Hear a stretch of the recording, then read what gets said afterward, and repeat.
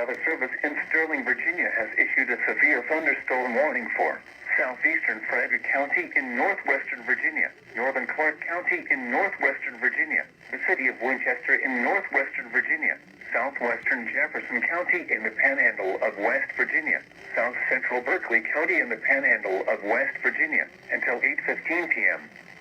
At 7:22 p.m., a severe thunderstorm was located near Winchester, moving northeast at 25 miles per hour.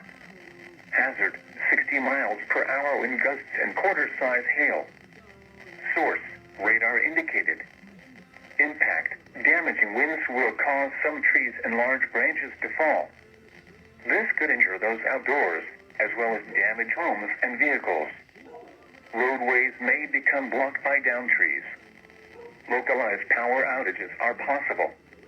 Unsecured light objects may become projectiles.